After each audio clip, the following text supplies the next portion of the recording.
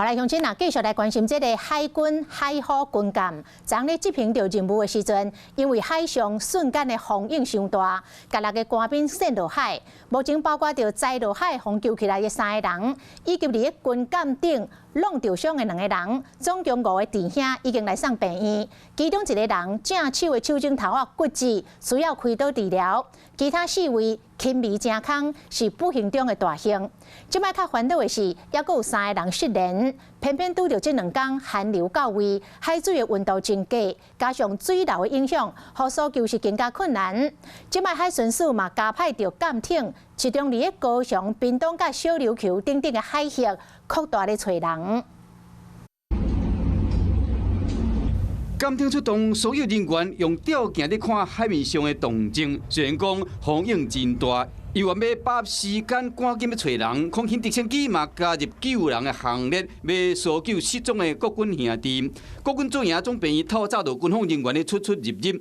海虎舰舰伫昨执行任务的时，6名官兵被大鹰拍落海。今天送过来的1员是落水，那另外有4员是协助救援受伤的同仁，5位的生命症状都稳定。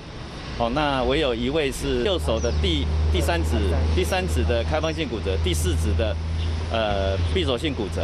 那这一位同仁需要接受手术。这5个受伤的人，拢阁需要治疗。是讲这个意外到底是安怎发生的？被脱落的可能原因，所以他需要浮潜上来做检查。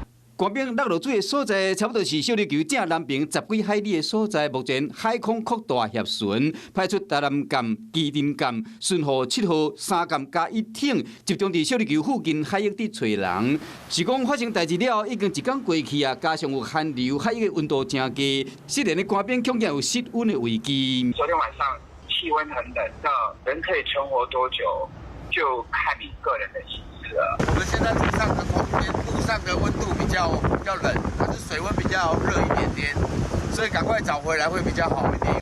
国军要伫找人，严管的海上无好，加上低温，种种因素拢影响到搜救的困难度。搜救人员即马甲时间的比赛，无放弃任何一点仔希望。Hello， 我是林仙怡。想要抢先掌握最及时的新闻资讯吗？赶快订阅、按赞、开启小铃铛，锁定华视新闻 YouTube 频道。